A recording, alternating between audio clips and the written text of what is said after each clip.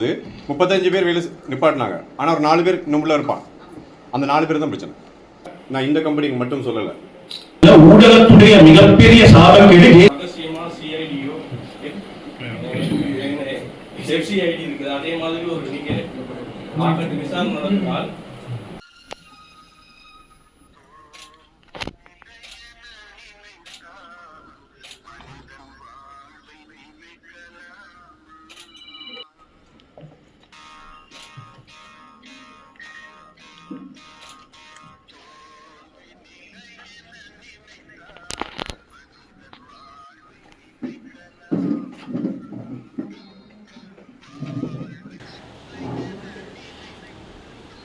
நான் TN செந்தில் வேலவர், இந்த அகில இலங்கை ஊடகவியலாளர் ஒன்றியத்தின் தலைவர், தினகரன் பத்திரிகையின் பிரதம ஆசிரியர். இன்றைய தினம் அகில இலங்கை தமிழ் ஊடகவியலாளர் ஒன்றியம் என்ற அமைப்பு இங்கே கொழும்பு தமிழ்ச்சங்க மண்டபத்திலே ஆரம்பித்து வைக்கப்பட்டது. உண்மையில் கடந்த காலங்களில் தமிழ் ஊடகவியலாளர்களுக்கென பல அமைப்புகள் இருந்தாலும் அவை முறையாக செயற்படாத காரணத்தினால் இன்றைய தினம் நாடு பூராகவும் இருந்து இங்கே கலந்து கொண்ட தமிழ் ஊடகவியலாளர்கள் மத்தியிலே இந்த பாரிய அமைப்பு உருவாக்கப்பட்டிருக்கின்றது. இந்த அமைப்பினை முன்னோக்கி கொண்டு செல்வது சகல தமிழ் பேசும் ஊடகவியலாளர்களது பொறுப்பாக இருக்கின்றது. இன்றைய தினம் வடக்கு, கிழக்கு, மலையகம், வெலிகம, அதாவது தென்மாகாணம் உட்பட அனுராதபுரம், புத்தளம் உட்பட சகல பிரதேசங்களிலுமிருந்து 125 ஊடகவியலாளர்கள் கலந்து கொண்டார்கள். அவர்கள் மத்தியிலே ஒரு திடசங்கப்பம் எடுக்கப்பட்டது.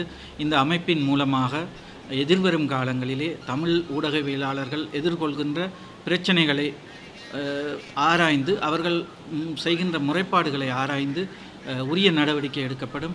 இது எங்களது ஊடக அமைச்சின் கவனத்திற்கு கொண்டு செல்லப்படும், அவரவர் சார்ந்த நிறுவனங்களின் கவனத்திற்கு கொண்டு செல்லப்படும். அதேபோன்று தொழில் அமைச்சு ரீதியாகவும் அவர்களுக்கு தொழில் ரீதியான பிரச்சனைகள் இருந்தாலும் அவையும் நாங்கள் எடுத்து சென்று இந்த அமைப்பின் மூலமாக நிச்சயமாக ஒரு தீர்வினை காண்போம். இந்த அமைப்பின் உருவாக்கத்திற்கு மிகவும் பிரதானமாக இருந்து ஒத்துழைத்த முயற்சியாளராக தமிழன் பத்திரிகையின் பிரதம ஆசிரியர் சிவராஜா அவர்கள் செயற்பட்டிருந்தார். அவர் இந்த ஊடக அமைப்பின் செயலாளர் நாயகமாக தெரிவு செய்யப்பட்டிருக்கின்றார். இன்று கூடிய சகலரும் ஏக மனதாக தலைவரையும் செயலாளரையும் பொருளாளராக கருணியையும் மூவரையும் தெரிவு செய்திருக்கின்றார்கள். ஆகவே இந்த மூவருடன் இணைந்து பிராந்திய ரீதியாக பலரும் அந்த பிராந்திய ஒருங்கிணைப்பாளர்களாக தெரிவு செய்யப்பட்டிருக்கின்றார்கள்.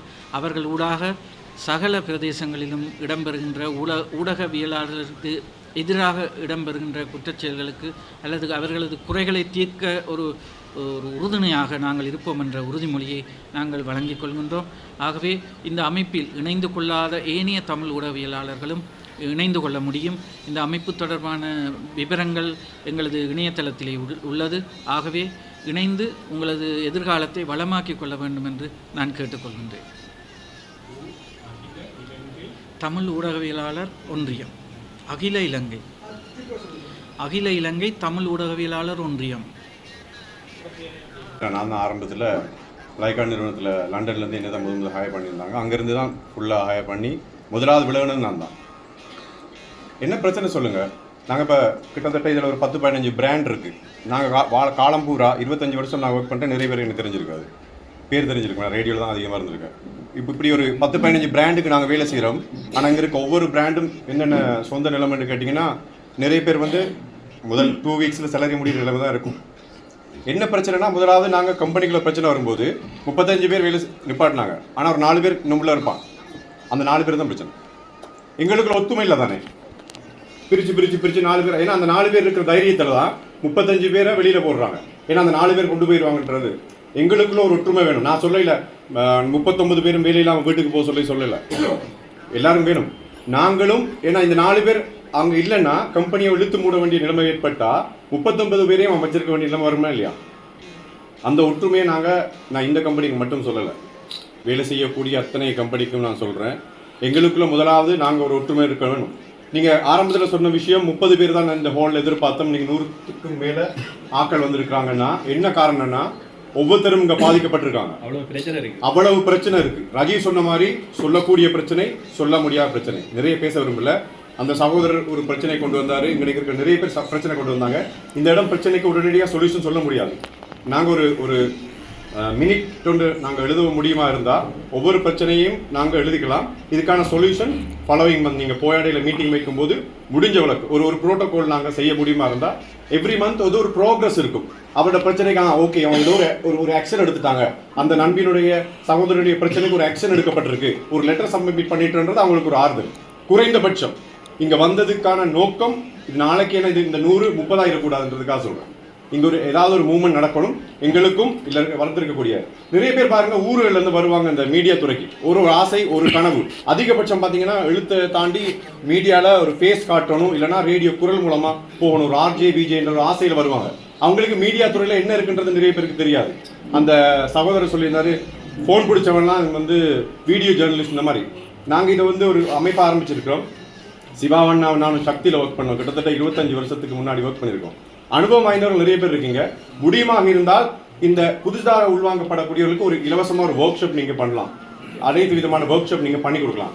அது ஸ்கிரிப்ட் ரைட்டிங்காக இருக்கலாம். ஏன்னா நான் அருணா செல்லத்துறை ஆல்ரெடி ப்ரோக்ரஸ் இல்லை நான் இங்கே தங்குறதுக்கு சாப்பாடு நிறைய ரூல் இதன் அடிப்படையில் தான் எல்லாருமே இயங்கி கொண்டிருக்காங்க. ஒரு ஆளுக்கு பிரச்சனை சொன்னால் இன்னும் ஒரு பிரச்சனையை அவர் பேசுறது அவருக்கு தெரிஞ்சு அவருடைய சிந்தனையே ஓடுது. மற்றது இப்போ இவ்வளவு நேரம் பேசிக் கொண்டிருந்தீங்க, ஏற்கனவே ஊடக அமைப்பு இருந்தது.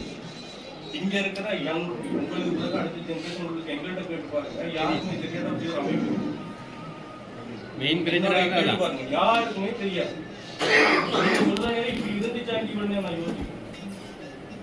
நான் என்ன சொல்றேன், இந்த அமைப்பு ஒரு ஓப்பன் சோர்ஸ் நேரம் வெறுமனே இருக்கிறவங்களுக்கு மட்டும் இல்லாம எதிர்காலத்தில் வர்றவங்களுக்கு ஒரு வெப்சைட் கூட ஆப் ஒன்று அமைச்சு ஒரு ஓப்பன் சோர்ஸ் வைக்கணும். அந்த ஓப்பன் சோர்ஸை மார்க்கெட் பண்ணணும். இப்படியெல்லாம் இருக்கின்றது மக்களுக்கு தெளிவுபடுத்தணும். ஓப்பன் சோர்ஸ் மற்றவங்களுக்கு எதிர்காலத்தில் மற்றவங்களுக்கு கொண்டு வரணுன்றது தான் இது சம்பந்தமான ஐடி சம்பந்தப்பட்ட சரி, இல்லை சோசியல் மீடியா விஷயங்களாக இருந்தாலும் சரி, ஃபியூச்சரில் டெக்னிக்கல் சம்பந்தப்பட்ட விஷயமாக இருந்தாலும் சரி, இங்கே இருக்கிற நிறைய பேருக்கு இந்த விஷயங்கள்லாம் தெரியும். அடுத்தடுத்த மீட்டிங்லேயே இது சம்மந்தமாக ஏதாவது சொல்லணும்னு சொன்னால் நிச்சயமாக எங்களுடைய ஆலோசனைகளையே நாங்கள் வழங்குவோம். அதனால் இதை தொடர்ந்து சரியாக கொண்டு போய் இப்போ நிறைய பிரச்சனைகள் இருக்குது. இப்போ நீங்கள் ஆரம்பிச்சிருக்கீங்க. வேறு சொன்னாலும் ஒரு ரகசியமான சிஐடியோ எஃப்சிஐடி இருக்குது. அதே மாதிரி ஒரு நீங்கள் மார்க்கெட்டு விசாரணை நடத்தினால் நிறைய கை வச்சிருக்கு. அண்மை காலமாக சில நிறுவனங்கள்ல அது நான் சார்ந்திருக்கிற நிறுவனமாக கூட இருக்கலாம், சில ஊடகவியலாளருக்கு ஏற்பட்டிருக்கிற மிக அசௌகரியமான நிலைமைகள் இருக்காங்க. இதெல்லாம் சொல்றதுக்கு நான் கண்ணாடி கூட்டுக்குள்ள இருந்து கல்லறிறன்னு நினைக்க கூடாது. இது உண்மை. இதுக்கு முன்னால இருந்து சென்றவர்கள், இதுக்கு முன்னால பாதிக்கப்பட்ட நிறைய என்னிடம் சொல்ற நேரம் கூட எனக்கு தனியே நின்று அந்த போராட்டங்களுக்குள்ள போக முடியாம இருக்கு. அந்த வேதனைக்கு இந்த சங்கம் ஒரு முடிவு தருன்ற நம்பிக்கை நிறையவே இருக்கிறது. ஒன்றா சேர்ந்து நாங்கள் பாடுபடுற நேரத்தில் அந்த நிறுவனங்களுக்குள்ளேயே யாராவது ஒரு பூட்லிக்கர் உங்களுக்கு தெரியும், காட்டி கொடுக்கிறவர், முதலாளிக்கு பக்கத்தில் போறவர், இவர் இல்லைன்னா என்ன நான் இதை விட நல்லா செய்வேன்னு சொல்றவங்க உங்களை பாதிரியாக்கள் எல்லாம் இதுதான் போறாங்க. அந்த மாதிரி ஆக்களுக்கு தயவு செஞ்சு இந்த சங்கத்தில் இடம் கொடுக்காதீங்க. நான் ஏன் இதை சொல்றேன்டா, நான் ஓப்பனாவே நான் இந்த சங்கத்துடைய யார் யார் இருக்கிறாங்கன்னு பார்த்துட்டு வர்றதுல ஊடகத்துடைய மிகப்பெரிய சாபக்கேடு ஸ்ரீரங்காவுடைய பேரும் அதுல இருக்கு.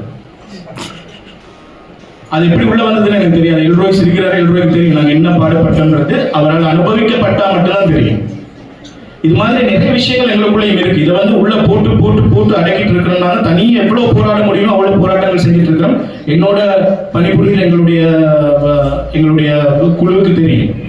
இதெல்லாம் வெளியில கொண்டு வந்து எப்படி நாங்கள் இதை செயற்பாடு இன்னொரு அழுத்தத்தை எங்களால் கொடுக்க முடியும்ன்றது ஒரு பவர்ஃபுல்லான ஒரு சங்கமா இல்லைன்னா இந்த சங்கத்துக்குள்ள நாங்கள் செலவிடுற நேரம் முழுக்க ஒரு வேஸ்ட், ஒரு பிரயோசனம் இல்லைன்னு தான் நான் நினைக்கிறேன்.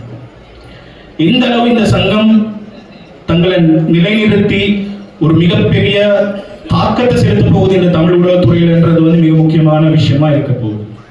அதுக்கு இந்த சங்கத்துக்கு நீங்க எல்லாரும் உங்களாலான அத்தனை விஷயங்களையும் ஒன்று திரட்டி உங்களுடைய ஆலோசனைகளை உங்களுடைய விஷயங்களை கொடுங்க. இதில் இப்போ இந்த இவங்க பேசுகிற நேரம் நான் யோசிச்சுட்டு இருக்கிறேன்னு வந்து என்ன முஸ்லீம் மீடியா ஃபோரம்ல நீங்க ஆள் எடுக்கிறது இது ஏதோ தனியார் இன்னொரு வானொலியிலேருந்து இன்னொரு வானொலிக்கு ஆள் எடுக்கிற மாதிரி போயிட்டு இருக்கு. அப்படி இல்லாமல் நாங்கள் அதுக்கான ஆலோசனைகளை யாப்பின் மூலமாக அதுக்கு கொண்டு வந்தால் அது ஒரு ஸ்டாண்டர்டாக இருக்குங்கிறது என்னுடைய நம்பிக்கை. அதே போல் இளம் ஊடகவியலாளர்கள் நிறைய பேர் இருக்கிறீங்க இங்கே. முதல்ல ஊடகத்துடைய தாற்பயத்தை இந்த பெரியவங்கள்ட்ட இருந்து படிச்சு கொள்ளுங்க. அதுக்கு பிறகு எப்படி போராடுறதுன்ற மனப்பக்குவத்தை நீங்க போய் முட்டி மோதுற நேரம் அந்த போராட்டங்கள் எப்படி செய்யறதுன்னு தெரியாம போய் முட்டி மோதுற நேரம் நிறைய விஷயங்கள் மாட்டிக்கிறீங்க.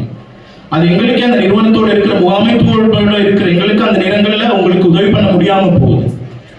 எனவே நிறைய விஷயங்களை செய்ய முதல்ல இது மாதிரி ஒரு சங்கம் இருந்தால் சட்ட வல்லுநர்கள் வரப்போறாங்கன்னு சொல்லியிருக்கிறாங்க. அது மிக முக்கியமான விஷயம்.